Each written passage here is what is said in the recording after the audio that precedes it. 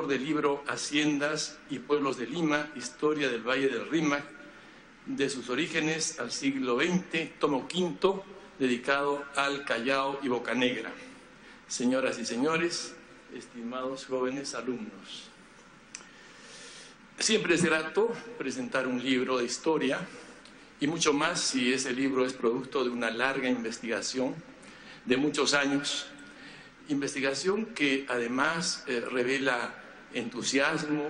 cariño, amor al pasado nuestro, con un evidente deseo de reconstruirlo y de rescatarlo del olvido. No es justo que permanezca un pasado tan importante como el que tuvieron los pueblos comarcanos de Lima, su puerto, o sea, el Callao. No es justo que esa historia sea olvidada y que, bueno, no haya investigadores, estudiosos que se dediquen a rescatar ese pasado magnífico, precisamente de los documentos que guardan nuestros archivos y que nos esperan, es decir, esperan a los investigadores que hurgamos en el pasado para sacarlo a flote y ponerlo en contacto con el presente. La historia nos revela el papel relevante de los puertos de mar, que los puertos de mar han tenido en el nacimiento, la formación y el desarrollo de los pueblos comarcanos. Su creación y surgimiento han estado ligados generalmente a la actividad económica, a la pesca, al comercio, al transporte, así como a la necesidad de atender las comunicaciones y la defensa. El puerto del Callao cumple a cabalidad ese destino universal, nacido al tiempo que el gobernador Pizarro y los suyos fundaban Lima, con el nombre muy español y muy cristiano de la ciudad de los Reyes. Muy pronto se tornó, por la rápida consolidación de la capital de la Nueva Castilla, en lugar de primerísima importancia en el acaecer colonial. Larga y nutrida de efemérides es su historia, prehispánica, virreinal y republicana, que cabe otear desde la lejanía de los tiempos antiguos, motivadores de arriesgadas conjeturas concernientes a su población y sociedad, función espacial, economía, etcétera, y que en las casi 3 centurias de dominio hispano y en las 2 de soberanía republicana peruana, tiene mucho que revelar sobre la identidad y la cultura de sus habitantes y, desde luego, el papel cumplido en la historia limeña y del país en general. Debemos tener en cuenta que cuando llegaron los españoles, no solo encontraron un valle fértil, el valle del río Rímac, con tierras muy a propósito para fundar la capital de la gobernación de Pizarro, o sea, la capital de la Nueva Castilla, sino que también encontraron en sus cercanías, y quizá antes, un lugar muy a propósito para que lleguen las embarcaciones procedentes de Panamá, para que desembarquen las muchas mercaderías y aparejos que los españoles necesitaban en esta recién fundada ciudad de Lima, así como un lugar desde el cual ellos pudieran extraer y exportar las riquezas de estas tierras que tanto trabajo y tanto esfuerzo les había costado conquistar, y antes de conquistarlas, descubrir y explorar. Se sabe, por ejemplo, que entre los antiguos pobladores del Callao estuvieron unos pescadores que componían un pueblo, figura en algunos documentos con el nombre de Pitipiti, un pueblo habitado por una etnia dedicada a la pesca y a otras tareas marinas, que incluso tenía una propia lengua, un propio dialecto seguramente, y que siguió trabajando durante muchos años, al tiempo que el puerto y mucho más Lima se iban consolidando. Lo cierto es que de haber sido durante siglos y quizá milenios un pueblo de pescadores, ese lugar, el Callao, llamado así por los españoles,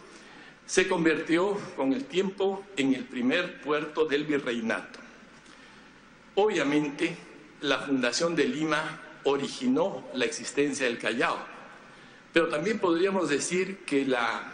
existencia de un puerto natural, un lugar muy propicio para la llegada y salida de embarcaciones, el embarque y desembarque de mercaderías, motivó a los españoles a buscar en sus proximidades un lugar como fue Lima para ser sede de la capital de Pizarro. La noticia de la captura de Atahualpa y del reparto del fabuloso tesoro de Cajamarca ocasionó el incesante traslado al Perú de numerosos españoles establecidos por entonces en otros espacios americanos, México, Centroamérica, el Caribe, así como un creciente flujo de mercaderes y mercaderías procedentes de España vía Panamá. El puerto del Callao vino a remediar la imperiosa necesidad de comunicación, transporte y comercio de los ibéricos avecindados en Lima y en otras nacientes ciudades peruleras. La prosperidad de esta nueva población se debió a ese incesante trajinar de mercaderes y mercaderías, a la presencia también de autoridades, de soldados, de hombres de armas y desde luego, junto a todos ellos, de los infaltables clérigos fundadores de varios conventos que tuvieron entre los siglos XVI y XVII muchos momentos de verdadero esplendor, ¿no? No hay que olvidar que la vida religiosa entre los españoles representaba un aspecto muy importante de su existencia. No faltaban, por último, los hombres de letras, no solo abogados, sino también escribanos que debían llevar el registro de las mercaderías, el registro de los pasajeros, todo el papeleo necesario que los españoles habían establecido a fin de tener cuenta y razón del movimiento de naves y del movimiento de productos que se trajinaban por ese lugar. Sin duda, las ventajas naturales que ofrecía el lugar determinaron su elección, tanto como la del asiento de la misma capital de Pizarro en tierras del aledaño Curacazgo de Taulichusco.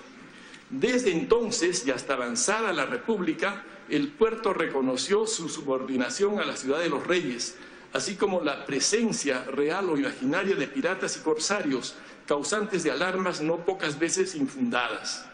De la temida ocurrencia de terremotos como el devastador de 1746 y siempre del incesante ir y venir de marineros, pasajeros, pescadores, estibadores, carreteros y carretoneros, trajinantes, menestrales, aventureros de toda laya, etcétera, convocados por viajes, dares y tomares, labores de carga y descarga y otros motivos que atraían a tan disímiles personas a los mismos espacios, obligándolas a compartirlo tanto como a intercambiar todo género de experiencias y bagajes culturales. Muy diversa tuvo que ser necesariamente la población porteña, así por su origen como por sus labores, sueños y peripecias. En efecto, pues es una característica muy temprana y constante la diversidad, ¿no?, del entramado social, del tejido social que compuso siempre el vecindario chalaco.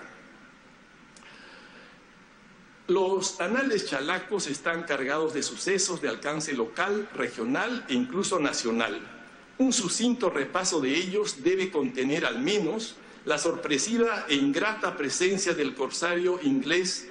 Francis Drake en 1579, a quien siguieron muchos más, aunque solo las de los holandeses Spilbergen y Dermit en el primer cuarto del siglo XVII son las únicas que han quedado en la memoria colectiva.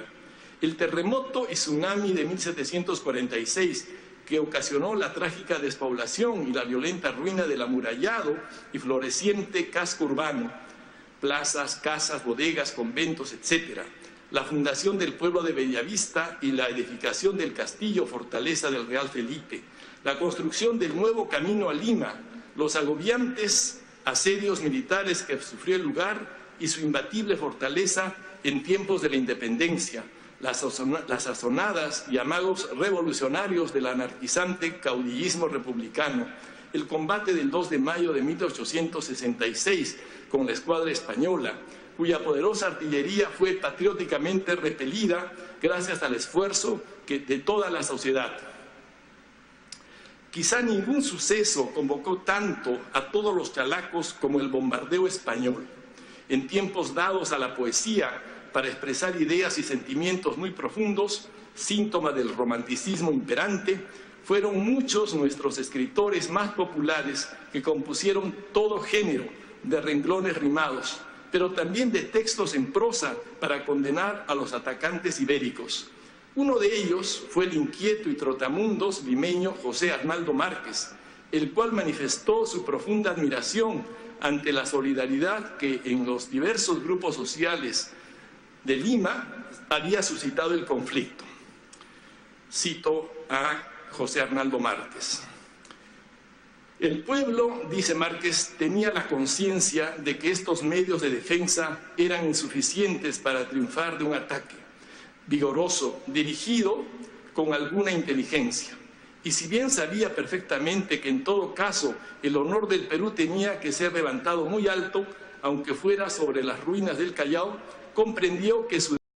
en todo caso el honor del Perú tenía que ser levantado muy alto, aunque fuera sobre las ruinas del Callao, comprendió que su deber le exigía apresurarse a poner las defensas en el mejor estado que le fuese posible.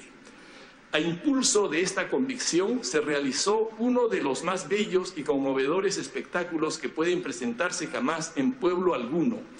Millares de ciudadanos acudieron de la capital a ayudar en los trabajos que dirigían nuestros ingenieros, distribuyéndose las tareas indistintamente entre personas de todas las clases de la sociedad. Mezcláronse y confundiéronse en la tarea del patriotismo el rico y el pobre, el alto funcionario y el jornalero, el anciano y el adolescente, el nacional y el extranjero. Un ingeniero norteamericano ofrece colocar en 2 días una pieza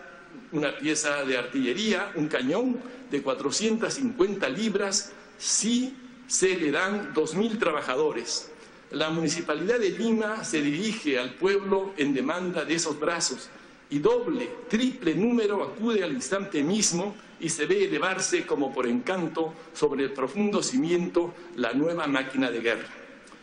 Dice esto Arnaldo Márquez en su conocido libro El Perú y la España moderna. El Callao es la única provincia constitucional del territorio peruano, es decir, la única que tiene ese nombre específico de provincia constitucional del Callao. Pocos saben que esa distinción tiene su origen en una ley de 1857 que reconoció la defensa del orden legal realizada por su población ante un intento de ocupación de parte de las fuerzas bianquistas.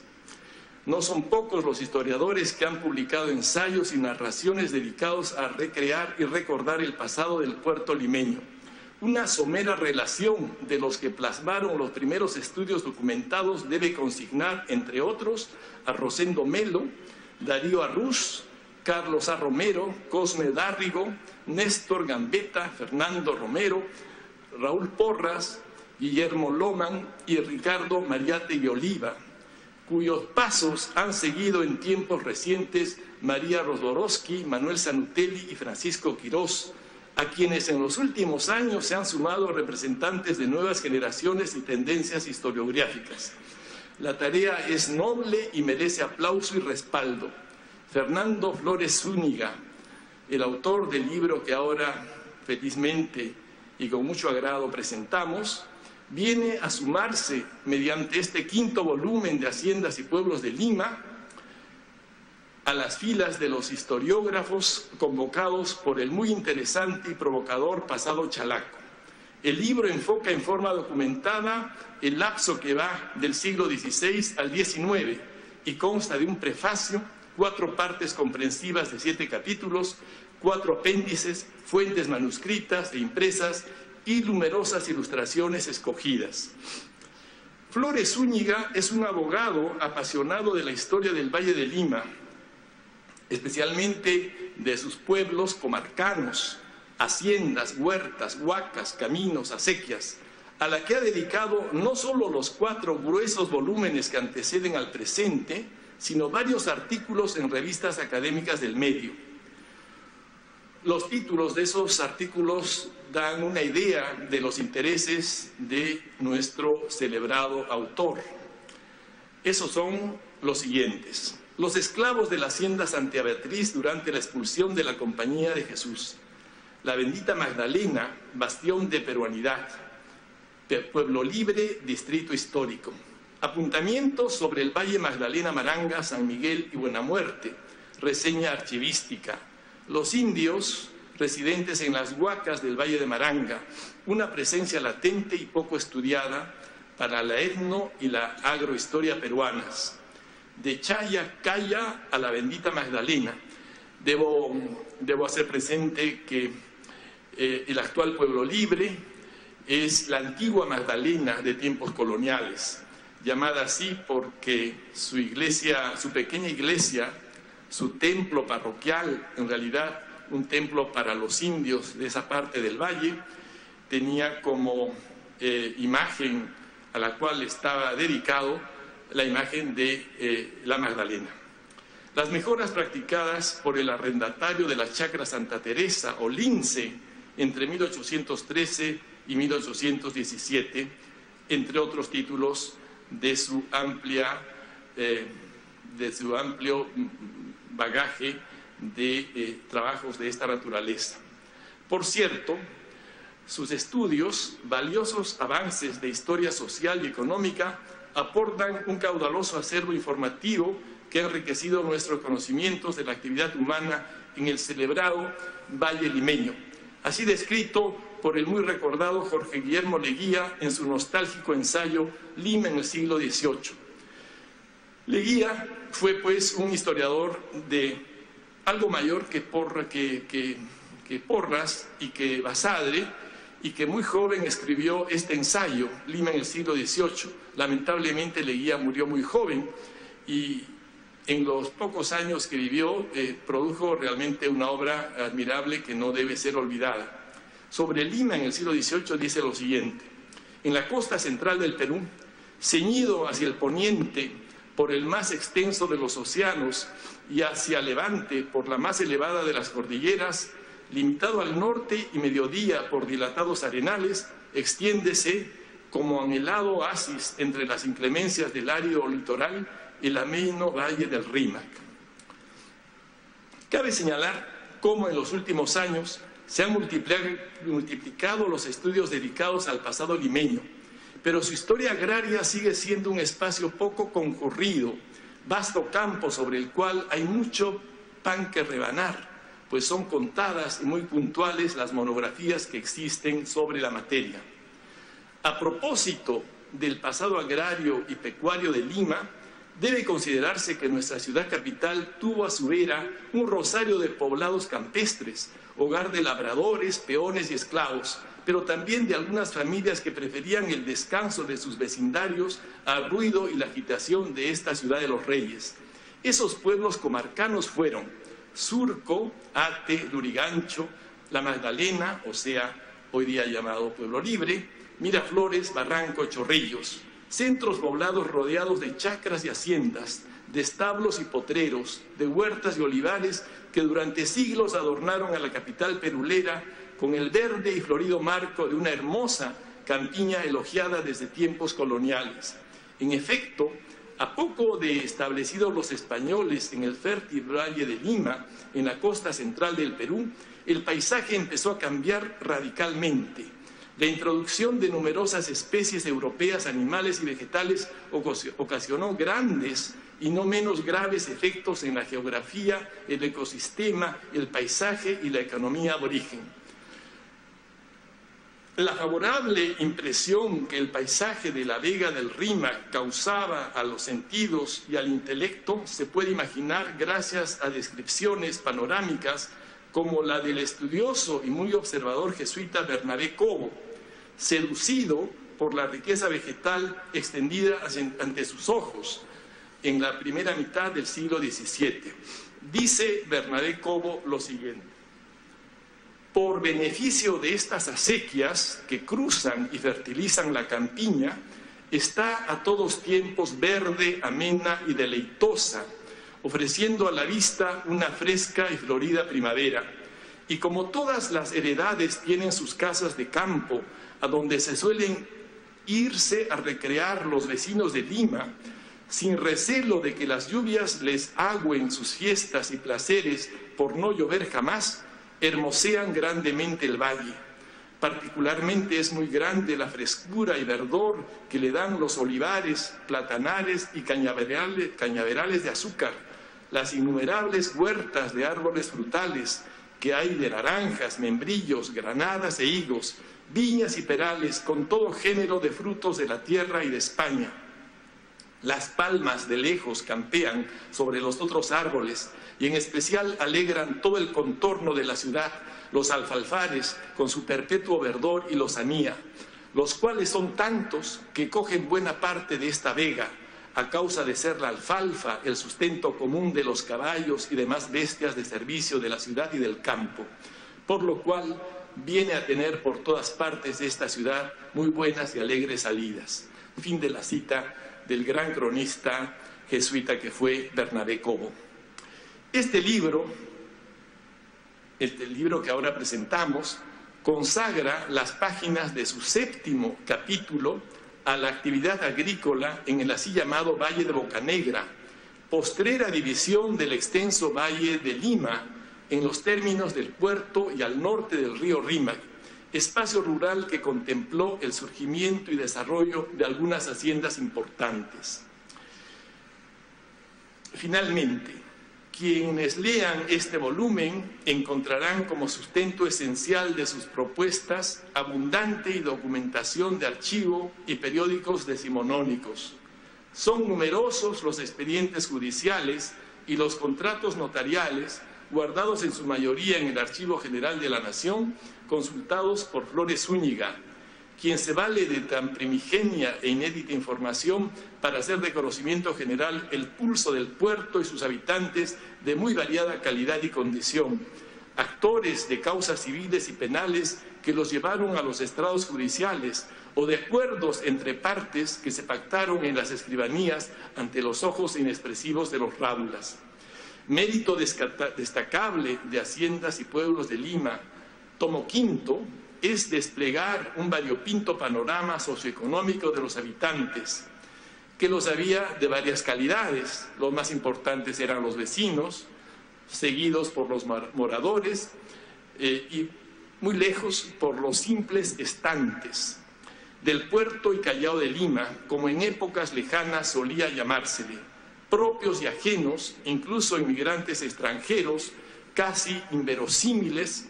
protagonizan los distintos actos o capítulos de una obra cuyo fin esencial es reconstruir las múltiples facetas de una sociedad que siempre o casi siempre se ofreció vital y entregada a las actividades económicas, sobre todo al comercio y a los servicios.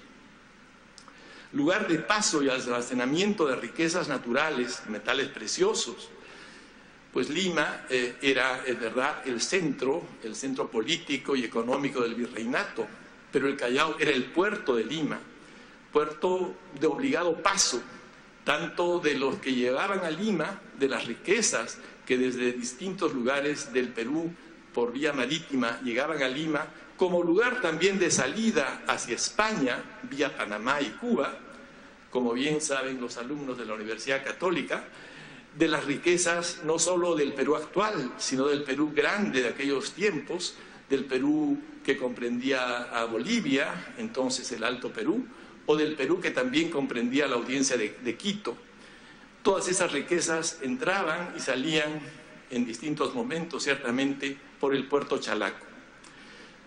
lugar de paso y almacenamiento, repito, de riquezas naturales, metales preciosos y manufacturas europeas, especialmente los codiciados textiles de Italia y de Francia, entrada y salida principal del virreinato y de la República, plaza fuerte encargada de la defensa de la capital y sobre todo puerto bien nacido, el Callao fue también espacio proclive a la bohemia y a la marginalidad,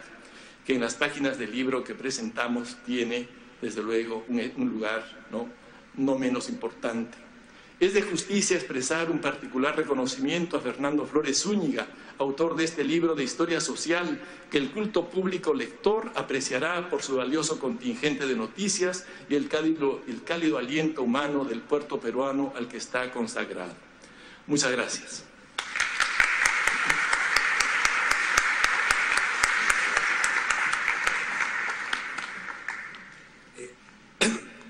Antes de cederle el uso de la palabra a nuestro distinguido autor, Fernando Flores Zúñiga, me voy a permitir leerles en nombre del presidente del Congreso de la República unas breves palabras sobre el libro que hoy estamos presentando. Fernando Flores Zúñiga retorna esta vez con un documentado par de volúmenes que integran el tomo quinto de su obra Haciendas y Pueblos de Lima, Historia del Valle del Rímac. En esta, el autor nos presenta una historia del Callao, primer puerto de la República, desarrollada con versatilidad multidisciplinaria y apelando a un conjunto de datos, noticias, novedades de procedencia, tanto archivística como periodística, además de sus personales juicios de valor, todo lo que, en buena cuenta, vigoriza el conocimiento y la reflexión acerca del más remoto pasado del Callao. Ese pasado es relatado y analizado con una evidente fundamentación documental. Destáquese la contundencia y escrupulosidad con que han sido elaboradas las notas a pie de página que hacen de esta una obra peculiar, abriéndosenos de par en par las puertas de verdades históricas que se remontan a eras anteriores a la creación del Callao como el puerto que hoy conocemos. El presente es un libro temáticamente interactivo que reúne y armoniza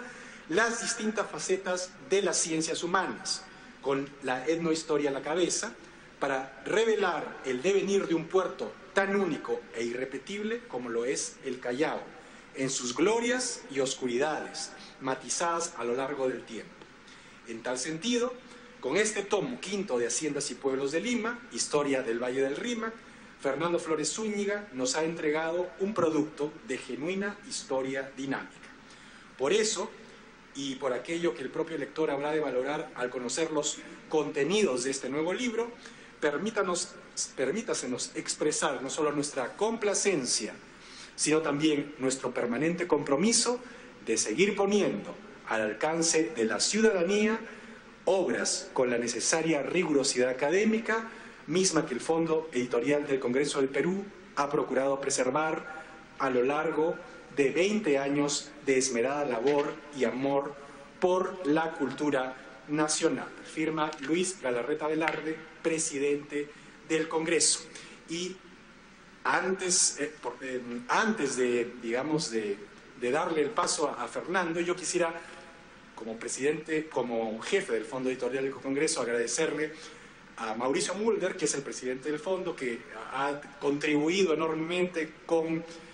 hacer posible que el fondo funcione de la manera que está funcionando. Asimismo,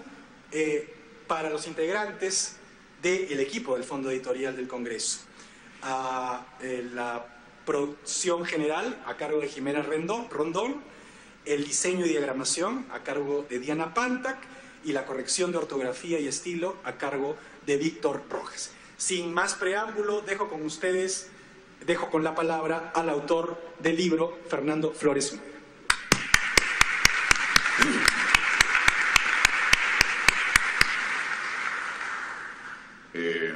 Es muy emocionante presentar un libro que involucra la experiencia de gente real como lo son ustedes y como lo soy yo, gente de carne y hueso,